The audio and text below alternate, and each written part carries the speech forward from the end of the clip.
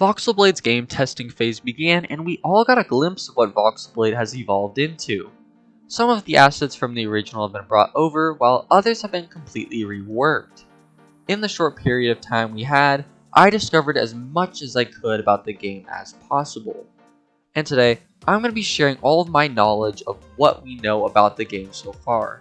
So, without further ado, I'm Kylo Cooper, and let's talk about Voxelblade.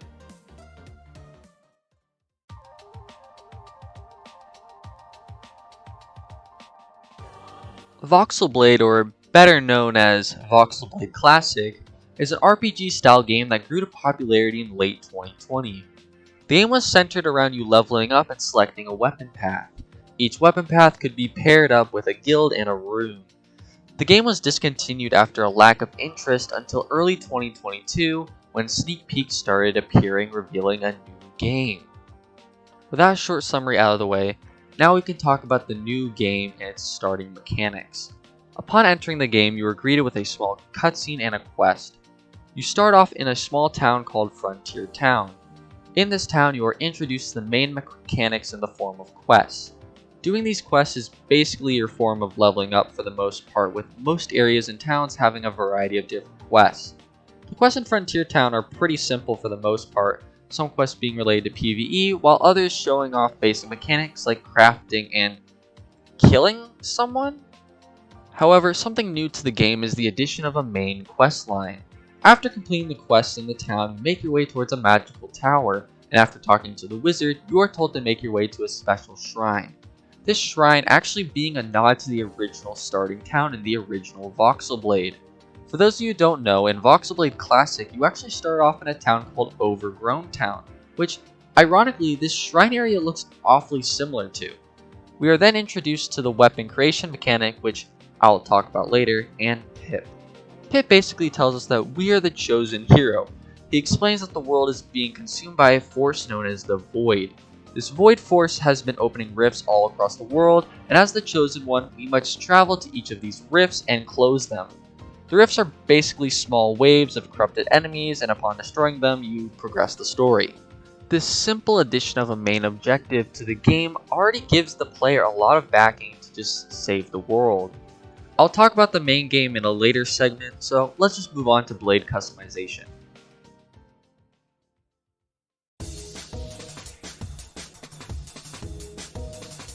Alright, so this is the part where I tell the developers to just take my money at this point.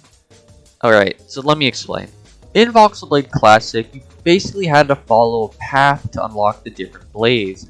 However, there weren't that many blades, and once you selected one, you were basically locked into what you chose. Now, we get a brand new blade customization. In Voxelblade, you now have the ability to select a blade and handle, each blade and handle having different stats and abilities that go with it. This is not only a major step up from the original, but you can also evolve and discover new blades along the way. You unlock blades by upgrading them, doing quests, and defeating certain bosses, and apparently presents as well. Now, if you aren't already convinced that this game has a lot of customization, let's do some quick calculations.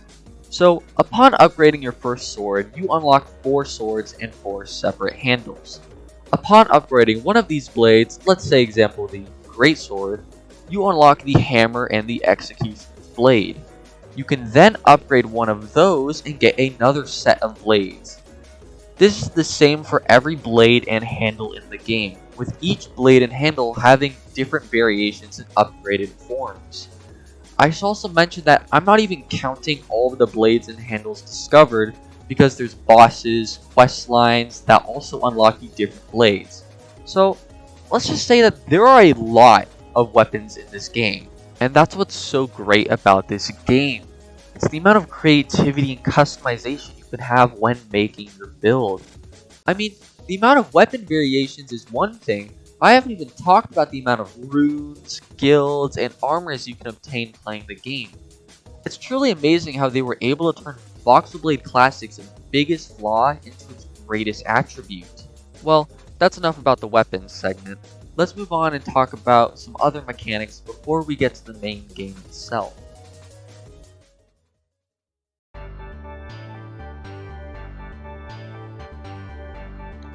Along with your blade of choice, you also get a variety of different armors, runes, and guilds that you can use to benefit your character.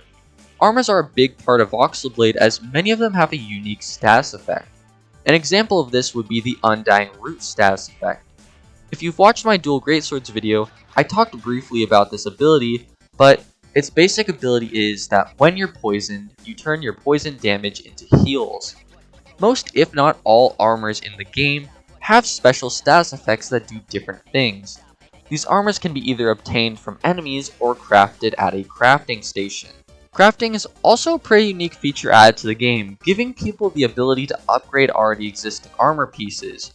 Crafting also introduces in new ways to craft runes, rings, potions, and presents, I guess. Crafting is however locked behind a crafting level, which is pretty tedious because I just ended up crafting the same thing over and over and over again in order to upgrade my crafting level. With the addition of crafting, an old feature returns from the original, this of course being runes. Runes serve as a secondary ability. These abilities can come in the form of buffs, combat abilities, and summons. Summons actually being a brand new power added into the game, being able to summon a special minion to fight for you.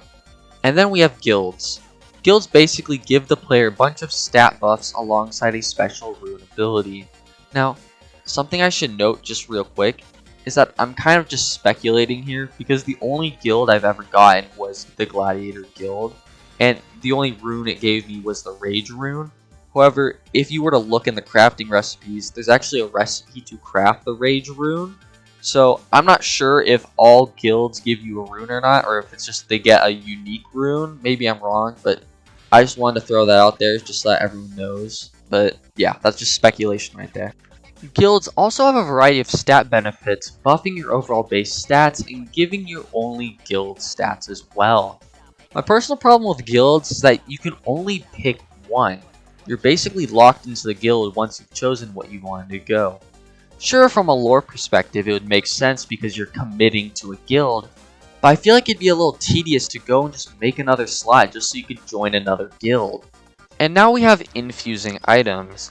Now, I'm not too sure on how it works, but for the most part, all I know is that you'd put an armor set into one of the 3 machines around the map, the machine would take your armor and apply those stats to your character. It's honestly pretty busted when you think about it, and also a pretty unique way to upgrade your character and give it more stat buffs.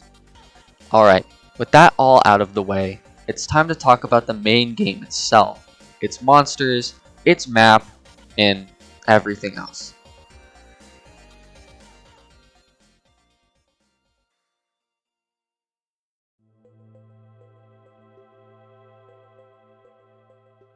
Alright, starting this segment off, we should probably talk about the map first. Voxlblade Classic's map was pretty big and honestly kind of bland for the most part. Areas like Floral Fields, Viney Lands were super huge and honestly pretty boring. They were just completely flat with reused assets scattered around. However, in this new map, all the areas have been reworked. Floral Fields getting a massive terrain shift, being on a slanted hill as you slowly progress down towards the beehive and the circus. The Viney Land still being relatively fat, but with some new architecture to change it up from being too bland. There was also the addition of new areas in the map as well, these being the Cloudlands and Magus. Now, these areas don't have too much going on, but I believe that in the future there will be some updates to the map that will change these areas and make them more interesting. Now, another thing I should mention when talking about the map is the new music. In Voxlblade Classic, the OST was created by Jake Brantley. His music was very good, using a variety of different sounds and instruments for each area. But for this new Voxlblade OST, it's now made by Minisauce, and his music is pretty good as well. Where Jake used a variety of different sounds to create unique sounding songs for each area, Mini actually sticks with a chiptune style for each song, making warm and comfy songs for each area. Personally, I think both are really good, and it's really hard to compare them because they're completely different in my eyes, and the only thing really connecting them is the area that they were linked to. So you can decide whichever one you like more, but honestly, I'm not really sure myself. Well, now I believe that it's time we talk about a part of Voxlblade Classic that got overlooked in my opinion. This being the Icey Plateau. Now, if you've watched my RPG tier list video, you'll know that in my Voxlblade section, I praised the Icey Plateau for being one of my favorite areas in the game. The area was a complete shift in tone from anything in Voxlblade Classic. What made the Icey Plateau interesting was the journey. Before entering the Icey Plateau, you would earn a quest showing you an area high up in the mountains. And then, once you entered the Icey Plateau, you'd be greeted by what I think is one of the best songs in all of Voxlblade history, and the simple caption, Frostbite. You see, what made the Icey Plateau great was its emphasis on traversing an area you've never been to before on a time limit. Upon entering, your HP would start to drastically drain as you traverse the maze-like tundra, and what made it even better was the addition of winter woofs. You see, in the original game, the winter woofs were probably the scariest thing in that game. They basically appeared out of thin air, were incredibly fast, and would do a lot of damage. In an area where you need HP to survive, the winter woofs being fast and high damaging enemies was a perfect way to keep the player on guard. And then, upon finding the small inn, you'd be able to heal for free, almost like a well done gift for you making it this far. And after making your way through the Icey Plateau, you would arrive at the northern village. You'd feel a sense of relief that you'd finally made it. If you want to know exactly what I'm talking about, please go check out my Voxlblade Icey Plateau video because it basically captures what I'm trying to say here. Now, my problem with the new Icey Plateau is that it captures none of this. It just simply serves as a simple grinding spot for you to go and slaughter enemies. I mean, one of the monsters that you can find in that area is a passive creature that will only attack you if you attack it. And I mean, sure, making the winter woofs summon 2 other woofs to fight alongside of it is a cool concept, but it doesn't really mean anything if you can just simply outrun the creature. However, I will give them credit because the snowman now appears from out of the ground. The only way to trigger it is by walking on top of some particles rising from the snow. This is a pretty good step in the right direction, but not exactly what I was looking for. I mean, this may just be nostalgia for me. I mean, this newer Voxlblade is a very different game, and honestly, this just might be a rant out of nostalgia and love for the Icey Plateau. So, let's just move on to the monsters segment. Alright, now moving away from the map, it's time to talk about the monsters. Alright, well, we got a lot of monsters returning from Voxlblade Classic, along with some brand new ones. So, in the standard wilderness and forest areas, we have bunnies, dire bunnies, plain woofs, and magelings. In the floral fields, we have bumbles, drones, and bud boys. In the desert, we have slizzards, khakis, void roots, and boulders. In the viney lands, we have frogs, toadzerkers, and dragonators. In the Icey Plateau, we have winter woofs, scows, and snowmen. In Magnus, we have mushrooms and mushroom bosses. And then we have the miscellaneous creatures, which are just basically found everywhere, this being the Iron Slayer and the Gremlings, both spawning during a corrupted moon. I should also mention that Void Rifts have their own void-oriented variants of each creature in that area.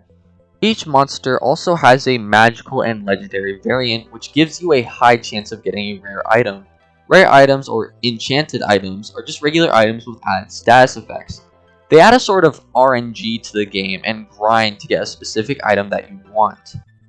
And while talking about monsters, it would be also good to mention the world events that happen. While exploring the world, you may notice the moon and its various phases. During which it becomes night, it has a chance to activate an event. These events include the Blood Moon, the Corrupt Moon, and the Harvest Moon. The Blood and Corrupt Moon make enemies much more powerful, but increase the reward for defeating them, while the Harvest Moon is a more helpful event, making all enemies' drop rates and XP rates significantly high. The addition of random events make grinding and leveling up more interesting, as these can catch you off guard pretty quickly, and having event-specific monsters makes the player travel the map looking for these enemies. I think something that they could do is make special enemies that spawn in certain locations during these events, kind of like event bosses that would spawn only in like a Blood Moon or Corrupted Moon. Alright, and the last major thing I should talk about is the dungeons. We are given access to 2 dungeons as of now, the Frog Cavern and the Bee Dungeon. The Frog Cavern is a brand new dungeon that is just a few waves of enemies with the boss at the end. It's supposed to serve as a beginner dungeon, so I'm completely fine with it. However, a returning dungeon is the B dungeon. The B dungeon has gotten a complete rework, being a massive maze with you having to break down these honey doors. The dungeon also has healing fountains and chests that you can loot. The bosses for each dungeon are pretty tough and actually really fun to fight against. Lord Frog is just a giant frog who jumps around and swings his massive club, a pretty standard style of boss, and is a good introduction to what the boss fights would be like. The Queen Bee is a little different. This boss stays in one area and is on the defensive. If you get too close, she'll simply blast you away or kick you. In order to deal damage, you have to wait for her to do her explosion attack and then rush in for the kill. And if they're too easy for you, there are corrupted versions of both dungeons. Lord Frog's dungeon having a totem in which you can use a binded corruption to activate, while the Queen Bee dungeon has a small totem that you have to destroy.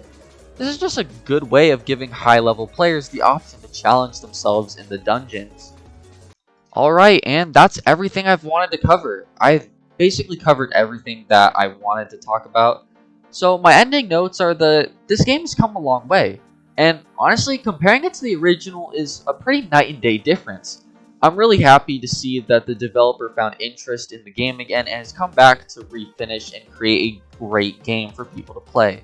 They have managed to fix a lot of the major problems with the original and added even more ways to play the game. So, that's why I believe I should be a Voxlblade tester.